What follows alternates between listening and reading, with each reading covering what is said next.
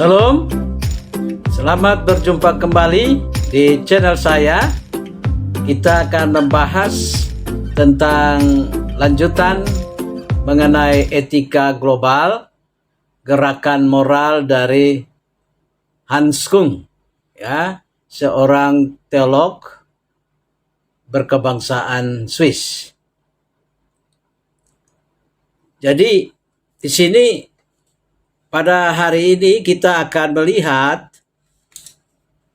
bahwa melalui etika globalnya Hans Kung ini memulai satu gerakan moral, yaitu bagaimana agama-agama kembali melihat vitalitas dan kredibilitas dari agamanya untuk disumbangkan bagi kemanusiaan, disumbangkan bagi kemaslahatan orang banyak. Jadi peristiwa aktual akhir-akhir ini di mana kita melihat contoh kasus penistaan agama yang dilakukan oleh Joseph Paul Sang dan juga yang sudah dilakukan oleh Yahya Waloni dan orang-orang yang masih berpikir primitif, yang sifatnya sangat provokatif dan mengeluarkan pernyataan-pernyataan yang menghina bahkan menista agama lain ini mesti kita belajar banyak dari gerakan moral dari Hans Kung ini, ya. Jadi menurut saya para penista seperti Joseph Paul Sang dan juga orang-orang yang sejenis seperti dia sebaiknya memang angkat kaki dari Indonesia.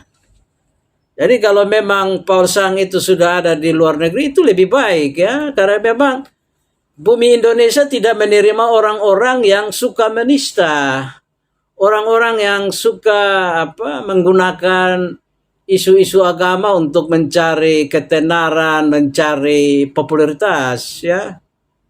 Dimana dengan dia mengaku sebagai agama nabi, ya, nabi dari sebuah agama tertentu sebagai nabi ke-26, ya.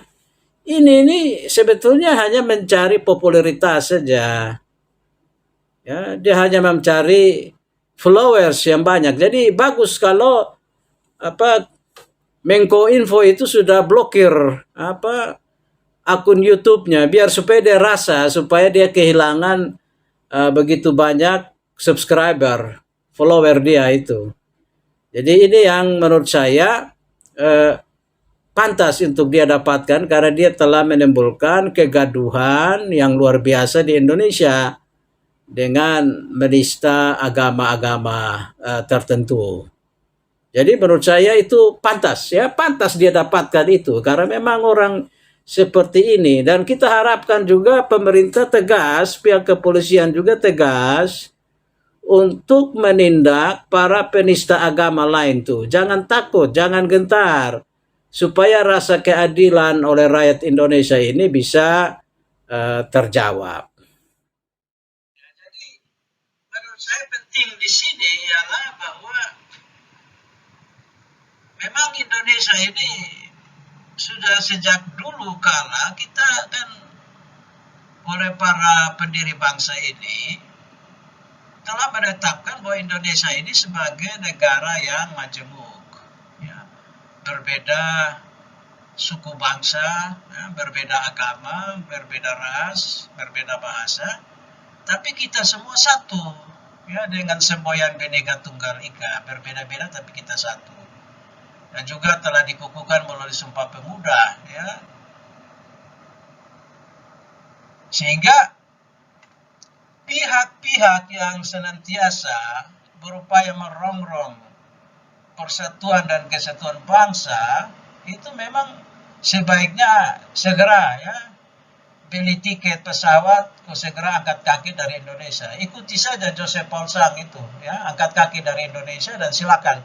Anda mau berteriak, mau maki-maki dari luar negeri atau dimanapun tempatnya, silakan saja. Karena memang bumi Indonesia ini tidak pantas untuk orang-orang seperti kalian itu ya.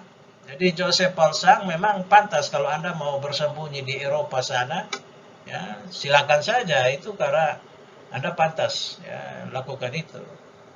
Tapi Anda tidak pantas untuk memecah belah persatuan dan kesatuan bangsa. Ya. Nah karena itu saya rasa para penista seperti Joseph Paul Sang dan pihak-pihak lain itu ya tiru saja jejak dan kaki dari Indonesia. Nah, kita hari ini akan belajar lebih jauh melihat sosok dari Hans Kung itu. Ya, minggu lalu kita telah belajar bagaimana sejarah dari pemikiran etika global ini. Dan secara khusus sekarang kita melihat sosok dari Hans Kung. Jadi tadi seperti yang saya bilang ya, Joseph Paul Sang, Yahya Waluni dan para pemikir primitif lainnya sebetulnya harus malu. Ya. Mestinya mereka malu pada Hans Kung ini, ya, malu besar. Mengapa malu? Karena kita ini kan telah memasuki dan sedang mau melesat ya, melewati era abad industri 4.0 ya. Dan karena itu diharapkan pemikiran kita, tutur kata kita itu seharusnya, baik juga sikap-sikap kita, harus mencerminkan sebagai manusia modern. Manusia yang terhormat, manusia yang lebih bermoral dan lebih manusiawi, lebih toleran dan lebih peduli pada orang lain. Nah ini cirinya, ciri manusia modern ya, bermoral, lebih peduli, ya, lebih toleran. Cirinya apa? Cirinya adalah orang tidak lagi suka melakukan perang doktrinal. Orang tidak memakai perang doktrinal ini sebagai jalan untuk mendapat simpati umat atau mendapatkan popularitas. Karena perang doktrinal ini kan kecenderungannya mempersoalkan ajaran-ajaran agama orang lain atau melecehkan, menghina, bahkan menista agama lain seperti yang aktual dilakukan oleh Joseph Paul Sang ini. Juga Yahya Waluni, ya, Ustadz Abdul Somad, juga maka yang terkenal itu Zakir Naik itu yang suka melakukan perang doktrinal. Dan juga para pemikir primitif lainnya.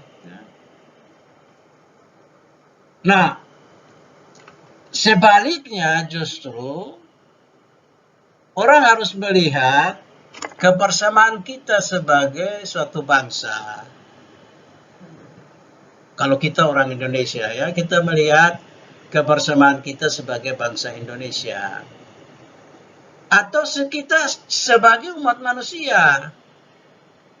Umat manusia yang terpanggil untuk memberi solusi dan sumbangsi bagi masalah-masalah kemanusiaan dan masalah-masalah lingkungan hidup yang sedang melanda kita semua. Jadi ada bencana nasional, ada bencana banjir, bencana tanah longsor dan lain sebagainya. Ini kita lihat sebagai sebuah perubahan ekstrem dari iklim kita. Dan ini masalah lingkungan hidup juga. Mari kita fokus untuk menangani masalah-masalah ini. Ya, fokus untuk ini semua.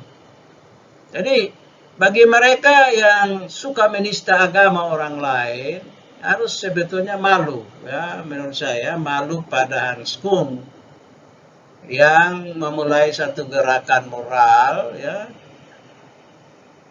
yang luar biasa bagi dunia. Dan ini juga telah disambut baik oleh orang-orang yang berakal sehat, oleh orang-orang yang berpikir maju dan modern. Nah, untuk itu maka menurut saya etika global ini harus kita betul-betul pelajari dengan seksama yang diperkenalkan oleh Hans Kung ini, ya. Jadi bagaimana sejarah dan latar belakang dari etika global ini, ya. Bagaimana sejarah dan latar belakang dia, ya. Jadi etika global memang istilah yang pertama kali kita harus akui dipopulerkan oleh Hans Kung, ya. Hans Kung. Dan Hans Kung ini melihat bahwa terjadi krisis paradigma, ya, oleh karena ada transisi dari era modern ke era postmodern yang telah mempengaruhi segala aspek kehidupan manusia. Dan ini mempengaruhi betul, ya, tidak main-main itu, ya. Dan kalau Hans Kung beralasan begini, bahwa pada satu pihak era modern ini memang menimbulkan kemajuan dalam berbagai bidang. Nah, itu jelas itu. Jadi pengetahuan, teknologi, industri, dan demokrasi. Nah, ini ada kemajuan di bidang-bidang ini bagi semua bangsa di dunia.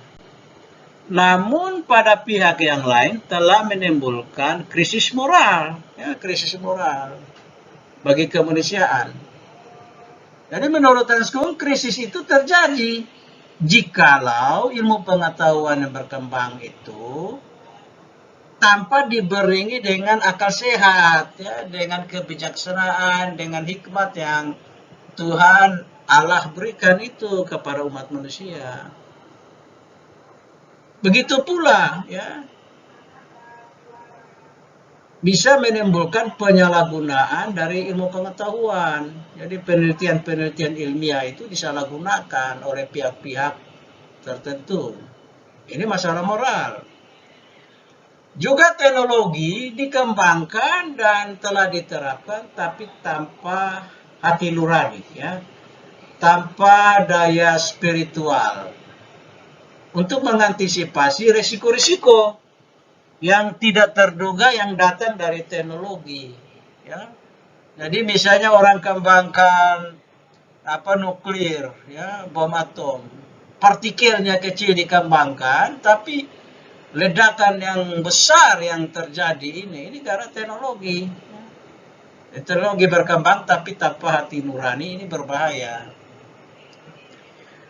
Sama halnya juga dengan industri yang menjamur di mana-mana, tapi tanpa perspektif ekologi untuk memerangi ekonomi eksploitatif yang makin bertumbuh, ya, yang makin bertumbuh.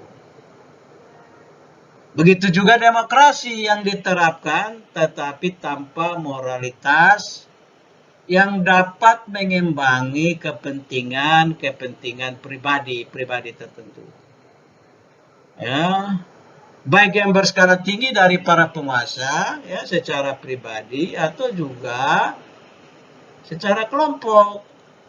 Jadi demokrasi ini hanya disalahgunakan, asal punya suara banyak, bisa menggalang banyak suara, bisa membeli banyak suara, maka Anda bisa menang, tapi menang dengan berbagai-bagai kecurangan karena tanpa moralitas. Ini berbahaya.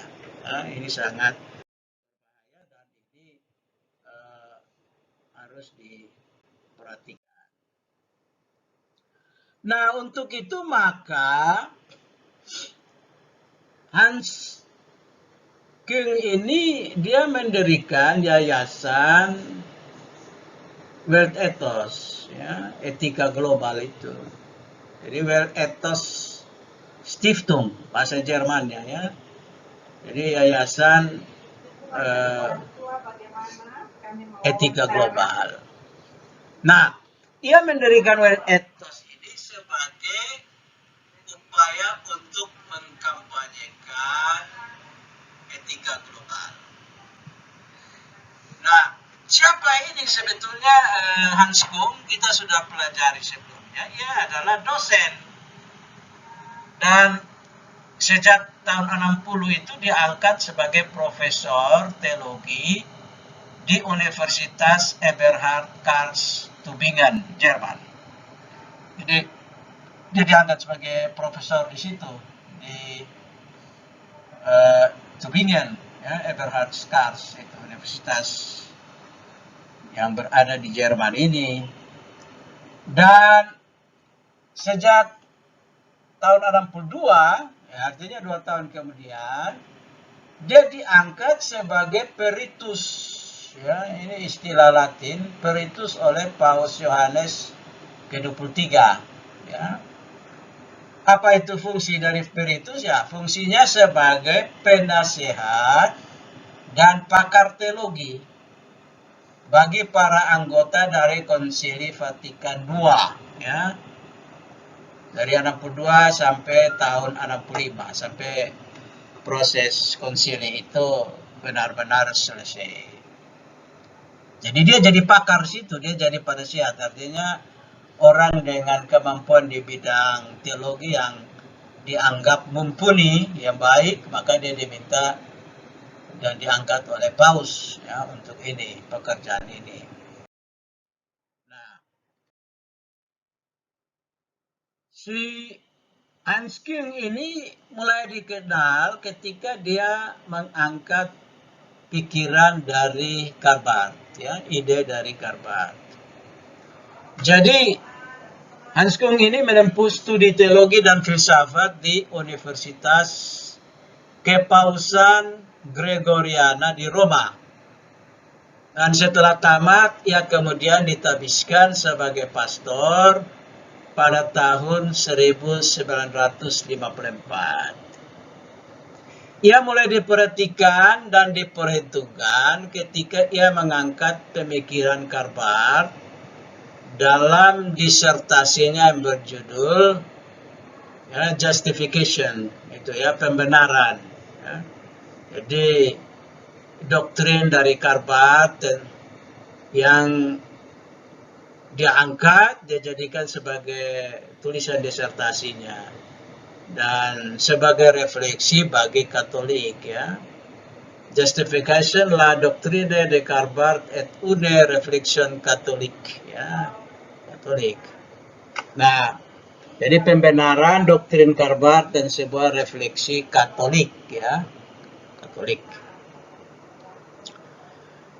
Ia juga menghasilkan banyak buku. Jadi Hans Küng ini seorang yang sangat giat menulis buku, ya. Dan dari buku-bukunya dia berhasil mempengaruhi pemikiran teologi di dunia, ya, pemikiran teologi di dunia. Jadi misalnya dia menulis buku Does God Exist, ya, apakah Tuhan itu ada? Ini dia sengaja menimbulkan pertanyaan-pertanyaan sederhana tapi jawabannya sangat mendalam.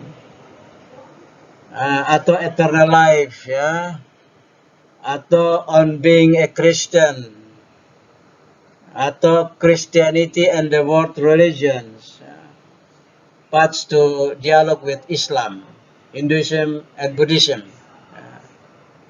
Nah, ini semua karya-karya lainnya yang menunjukkan kehebatan dari Hans Küng ini. Dan banyak orang memperhatikan pemikiran-pemikirannya karena dia melahirkan gaya yang baru, cara baru dalam berpikir. Dan ini yang disumbangkan oleh Hans Küng. Nah, kita lihat bahwa pemikiran Hans Küng ini memang sudah mendunia. Ya. Dia makin mendunia ketika dia memperjuangkan adanya World Ethos, ya, etika global. di mana ia mengajak semua pihak untuk melihat kebersamaan di antara agama-agama di dunia, daripada menekankan hal-hal yang membedakan dari agama-agama tersebut.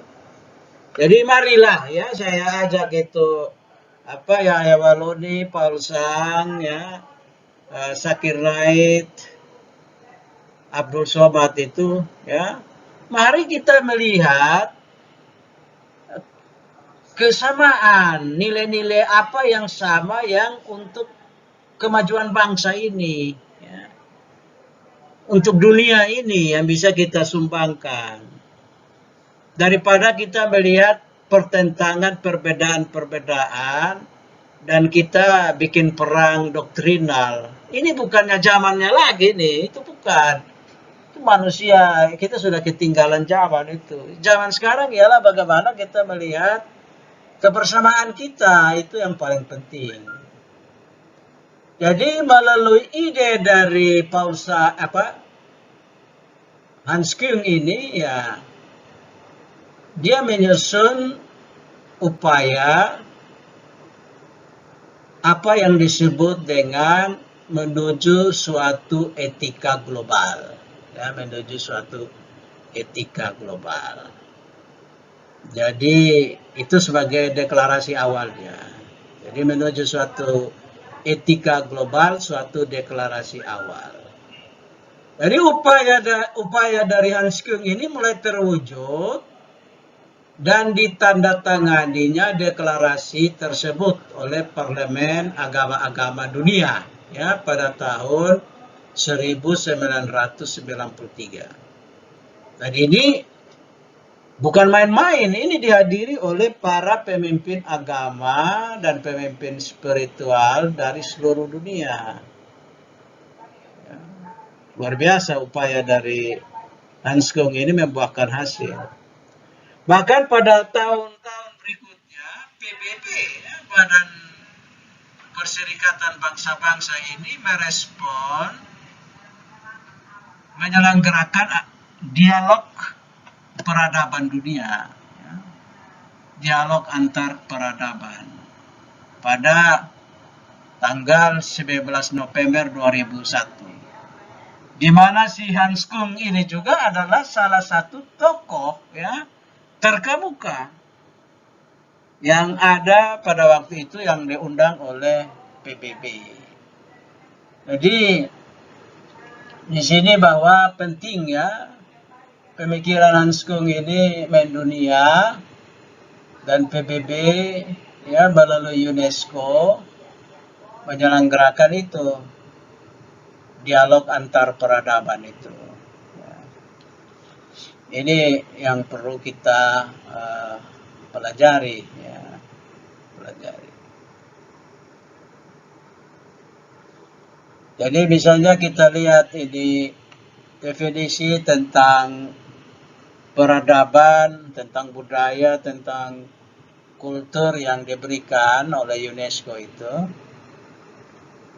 Jadi UNESCO itu mendefinisikan kultur atau peradaban ini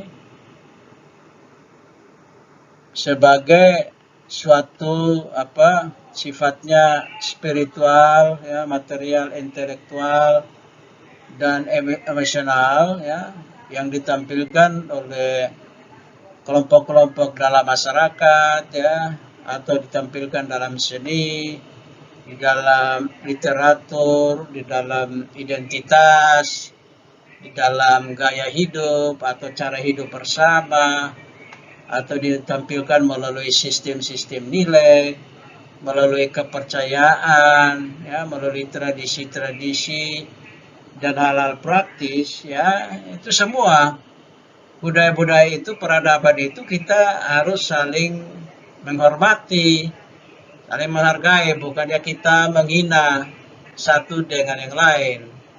Kepercayaan orang lain adalah kepercayaan dia. Kita tidak bisa menista, menghina seenaknya. Kita tidak bisa mengganggu, ya, mencampuri urusan doktrinal mereka. Ya. Nah, Nah, disinilah maka kita perlu ada pemahaman, saling pemahaman antara peradaban-peradaban yang berbeda ini.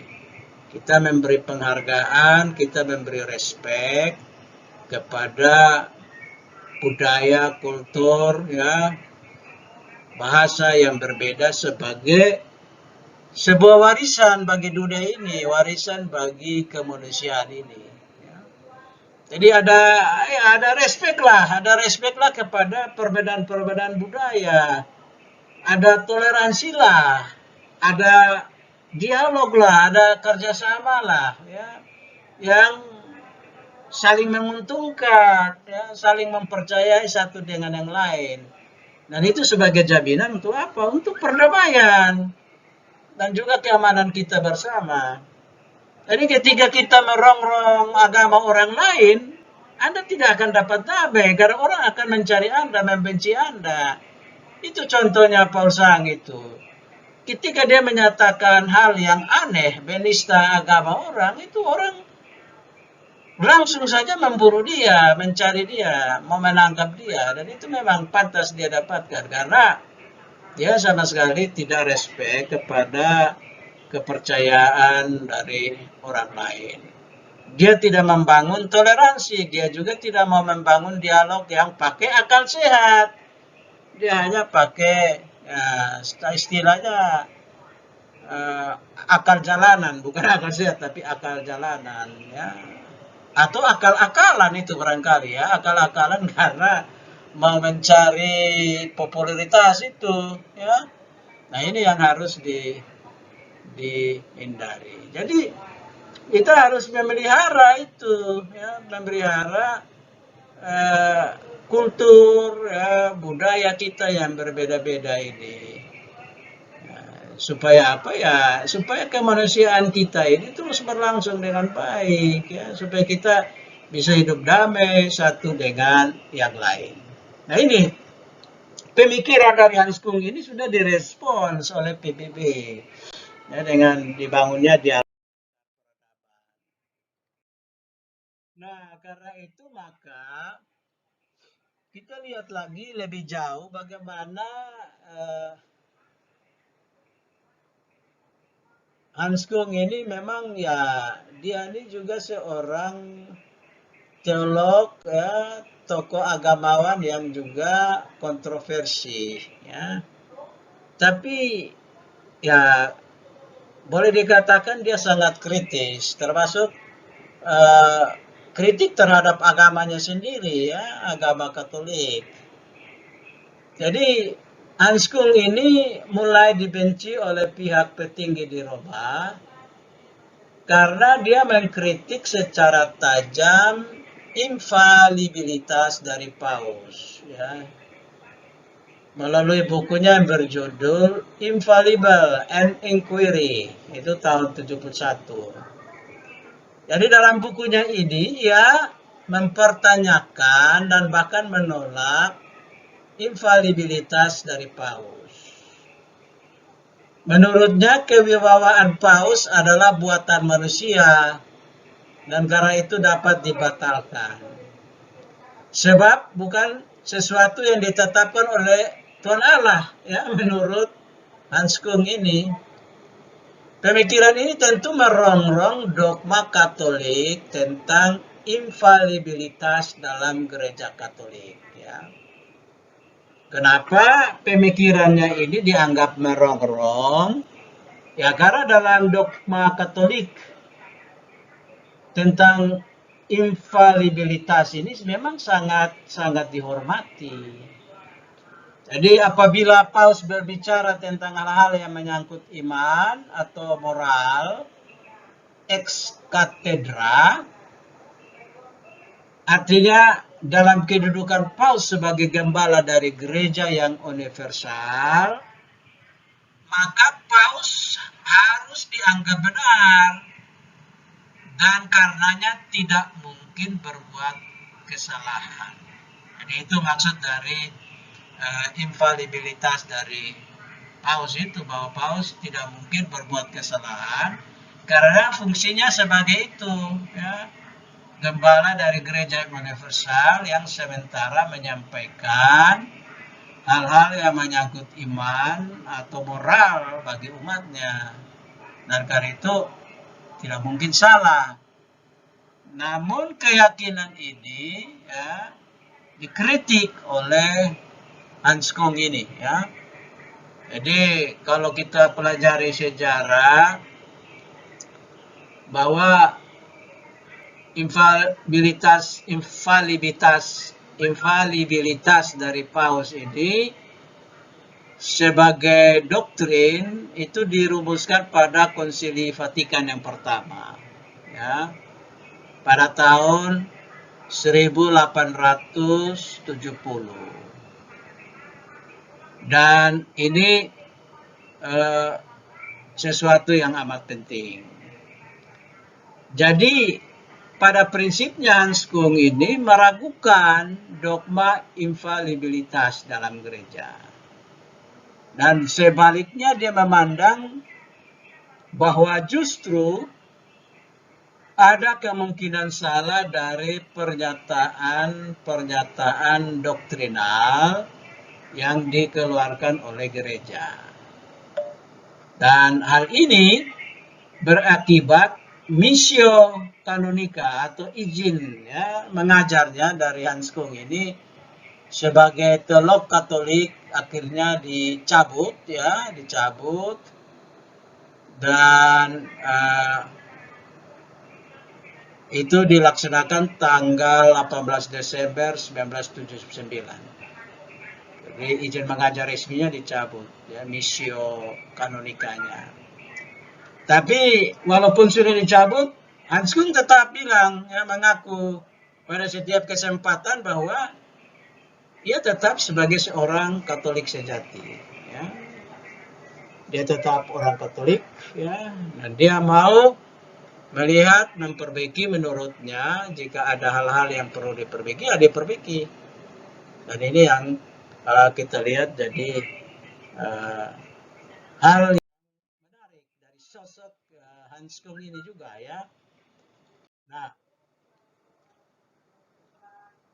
jadi kalau kita kembali kepada garis pemikiran dari Hans Kung ini, ya tadi kita sudah lihat bahwa dia juga sosok yang kontroversi memang ya, dan dia mau bersikap kritis, tapi bahwa menurut dia agama ini seharusnya memberikan solusi terhadap krisis. Ya, agama ini harus memberikan solusi terhadap krisis. Jadi Hans Kung menawarkan konsensus moral yang disebut sebagai world ethos itu atau etika global. Agama-agama harus memberikan solusi terhadap krisis-krisis yang terjadi, ya krisis makna, krisis nilai, krisis norma atau krisis moral. Ini harus dicari solusinya oleh agama-agama. Jadi jangan agama jadi sumber pemicu lagi bagi perseteruan dan pertengkaran. Jadi agama ini mendialogkan ajaran-ajarannya menurut Hans Kung, doktrin-doktrinnya dengan pengalaman-pengalaman dasar manusia yang mampu menjawab keputusan moral bagi keselamatan banyak orang. Jadi setiap orang dalam agamanya masing-masing ini mereka diminta untuk ya bagaimana menemukan nilai-nilai yang baik, nilai-nilai yang benar, arahkan umatnya, orang-orang yang mempercayainya untuk jalan di jalan damai, jalan kebersamaan, jalan persatuan, dan berperilaku sebagai manusia yang modern, manusia yang peduli, manusia yang toleran. Dan ini yang menurut Hans Kung ya kita memberikan solusi terhadap krisis, bukan kita menjadi masalah atau menjadi krisis itu sendiri. Nah, karena itu maka Hans Kung bilang, agama harus menemukan kembali kredibilitas, ya, kredibel, dan menemukan vitalitas agamanya yang sejati. Jadi, mari kita posisi kita sebagai tokoh-tokoh agama dalam agama masing-masing, mari kita temukan kembali kredibilitas jika ada orang yang meragukannya. Kita menemukan kembali vitalitas agama sejati kita. Nah, dari sini maka menurut Hans Kung akan tercipta atau terbuka bagi pintu dialog. Ya. Kalau kita sudah menemukan ini, kita akan membuka pintu bagi dialog. Jadi dialog untuk apa? Yaitu untuk mengatasi masalah-masalah kemanusiaan tadi itu, ya.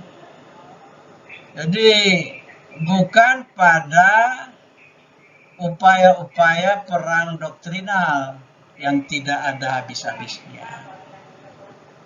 Para agamawan mesti memiliki sikap yang adil, di mana pada satu pihak tidak meremehkan agama lain, tetapi juga pada pihak yang lain tidak mengkhianati agamanya sendiri.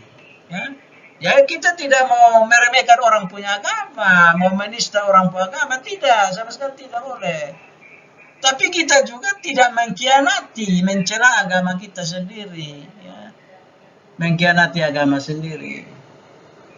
Karena itu Hans Kung menawarkan jalan tengah, ya. Jalan tengah melalui etika global dengan metode kritis ekumenis, ya.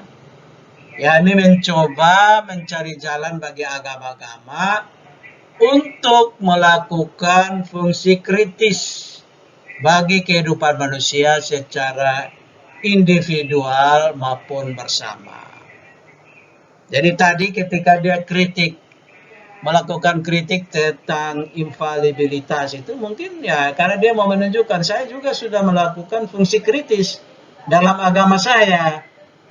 Saya tidak mau mencela agama orang lain, tapi saya melakukan fungsi kritis terhadap agama saya sendiri. Ya.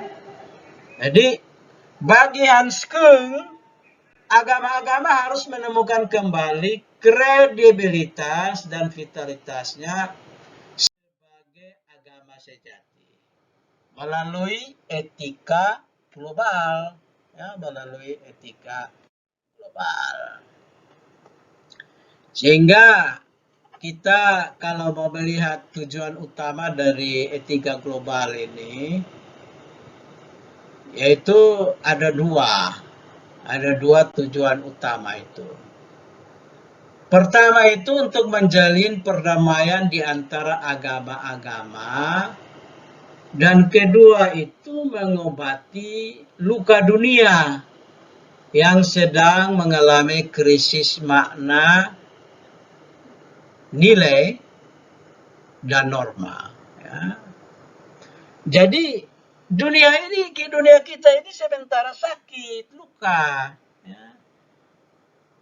Jangan kita menambah luka lagi, jangan kita menambah sakit hati lagi pada dunia ini. Tapi mari kita mengobatinya, ya, mengobatinya.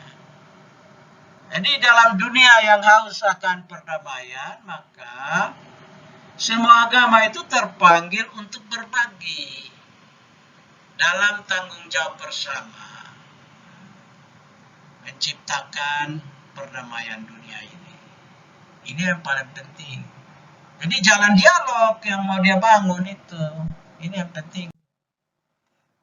Nah, tentu kerjasama ini tujuannya ialah melindungi kita sendiri, melindungi kemanusiaan, melindungi bumi ini, melindungi keselamatan dunia ini. Jadi ada di tangan manusia. Tuhan telah mempercayakan pada manusia juga untuk berkarya bersama dia. Inilah ya menjadi tanggung jawab global yang harus menjadi pemikiran bagi setiap kelompok agama, ya, atau agama-agama secara keseluruhan. Jadi melalui kesadaran dialog ini bisa digali satu nilai yang bisa disumbangkan untuk melaksanakan tanggung jawab bersama itu, yaitu mencari konsensus moral di antara agama-agama di dunia. Jadi kita diharapkan menurut Hans Küng ini kita mencapai konsensus bersama, konsensus moral. Jadi menurut Hans Küng di sini ini tidak dengan maksud bahwa etika global menjadi semacam sistem moral lengkap bagi semua pemeluk agama, bukan. Tapi dia hanyalah semacam a minimum of common value, ya, norms and attitude, ya. Jadi disinilah kepentingan etika global ini, agar manusia dapat hidup bersama dengan damai, bekerja sama dengan baik untuk melindungi kemanusiaan, melindungi lingkungan ini, melindungi planet bumi ini. Jadi sifatnya antropocentris dan kosmoantropocentris, ya. Dua hal ini berjalan beriringan. Jadi pada satu pihak, mari melindungi kemanusiaan, ya, melindungi kita sebagai manusia, hidup damai bekerja sama, tapi kita juga secara bersama-sama melindungi alam ini, dunia ini, kosmos ini harus kita lindungi. Nah, dua tujuan utama dari etika global itu sudah kita lihat. Jadi Hans Küng bilang bahwa konsensus moral melalui etika global diharapkan menjadi sumbangsi bagi dunia ini, ya, mengatasi masalah-masalah atau krisis-krisis moral, krisis-krisis nilai, krisis-krisis makna tadi. Jadi pertanyaan mendasar Hans Küng yang berkaitan dengan pengalaman dasar manusia dalam bidang moral ini misalnya bisa dijabarkan dalam berbagai-bagai situasi, ya, dan kondisi kita masing-masing. Jadi tiap-tiap agama menurut Hans Küng harus kembali berefleksi tentang dirinya, bertanya pada dirinya masing-masing, mengapa manusia harus berperilaku manusiawi? Ya, kita manusia harus berperilaku manusiawi, bukan secara peri kebinatangan. Atau secara personal, misalnya pertanyaan bisa kita buat begini, mengapa saya harus berbuat baik? Mengapa saya tidak boleh membunuh? Mengapa saya tidak boleh berbohong? Mengapa saya tidak boleh berzina? Mengapa saya tidak boleh melakukan korupsi? Mengapa saya tidak boleh menghina atau menista agama orang lain? Nah, ini pertanyaan-pertanyaan yang kita tanyakan pada diri kita untuk, ya, baik secara personal atau kelompok. Sehingga kalau kita berhasil bertanya dan kita menjawabnya, kita paling tidak sudah mulai memberikan semacam pencerahan bagi dunia ini. Kita sudah bisa menunjukkan satu nilai, satu norma, satu makna yang baik untuk mengatasi krisis yang terjadi di sekitar kita. Jadi kalau bisa kita simpulkan garis-garis pemikiran dari Hans Küng ini dalam bentuk diagram, ya seperti ini, ya. Jadi apa yang mau dicapai melalui etika global ini adalah Bagaimana agama-agama mampu menemukan kredibilitasnya, mampu menemukan vitalitasnya sebagai agama yang hidup. Artinya agama tanpa muatan-muatan ideologi yang merusak, ya. Agama tanpa muatan-muatan ideologi yang memberi sumbangsi bagi perpecahan satu dengan yang lain.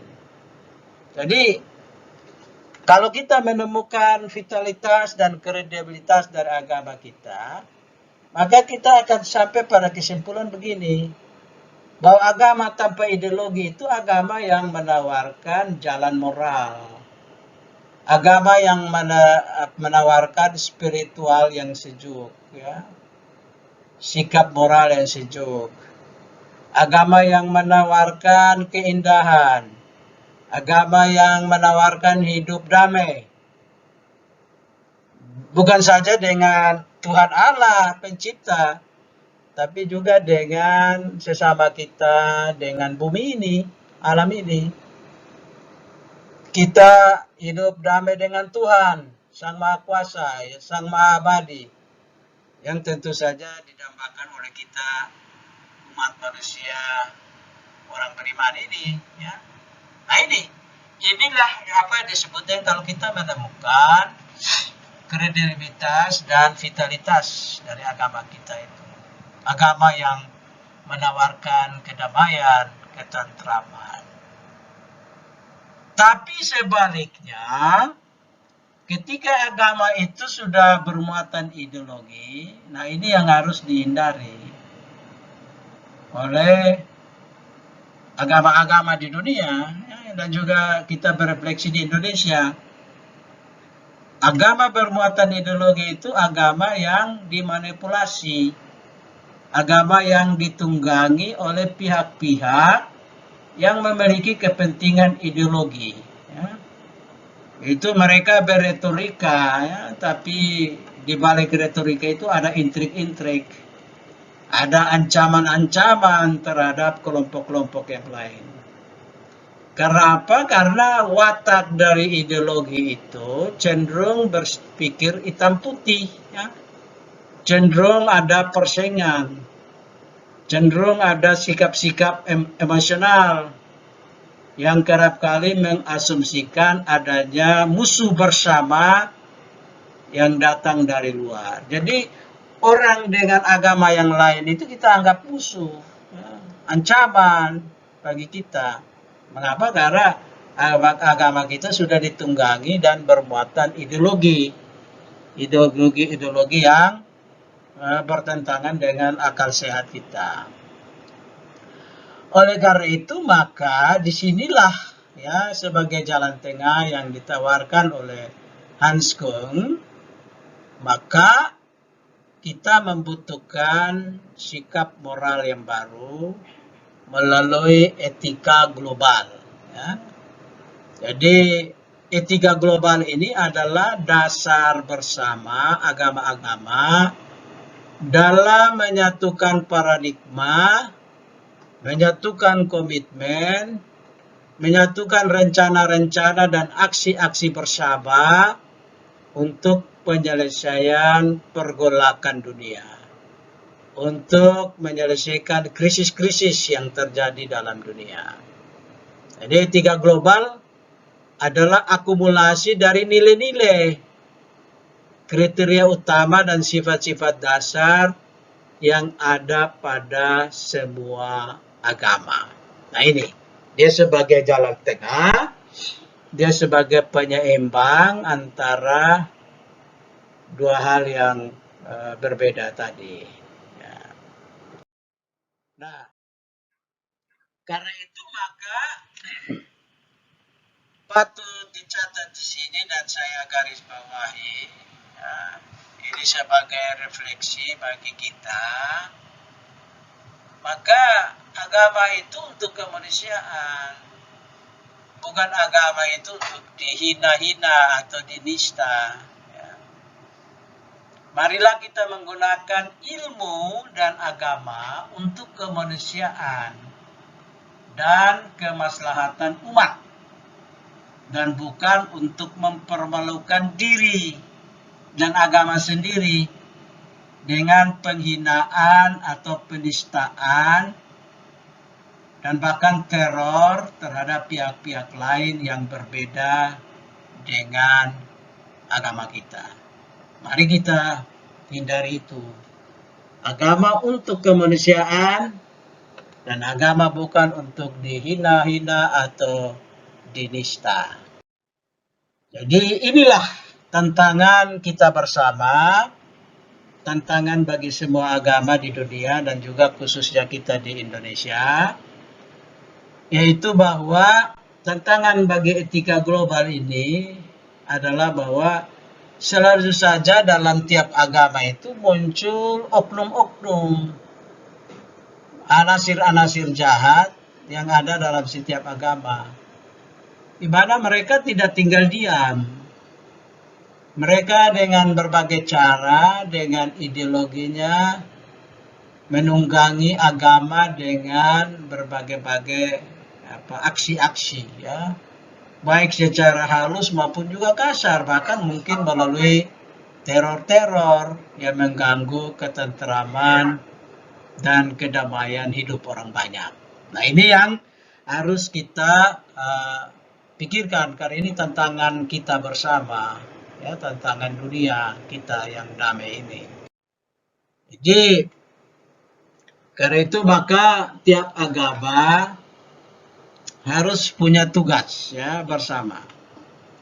Jadi tugas setiap agama itu adalah menjaga agar agamanya dijauhkan dari gerakan ideologi yang merusak. Merusak apa? Yaitu merusak kebersamaan sebagai manusia ciptaan Tuhan Allah. Jadi ini yang harus kita hindari. Gerakan ideologi itu kan kecenderungannya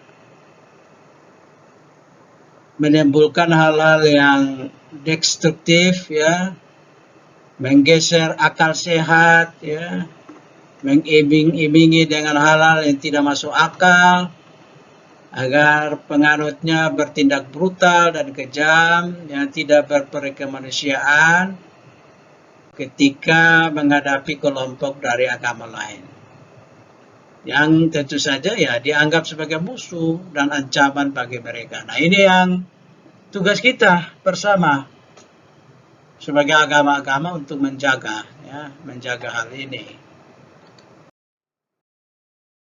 Nah, itu demikian kuliah kita hari ini. Sekian dan terima kasih. Ya, saya suka sekali dengan ungkapan yang saya tulis ini, ya. Jika kita menanam benih kasih, maka buah kedamaian akan kita petik. Jika kita memancarkan senyum dan keceriaan, maka persahabatan akan kita rasakan. Tetapi janganlah mengaku beragama jika tidak hidup dari ajarannya. Ya, sekian dan terima kasih. Salam, sampai berjumpa kembali.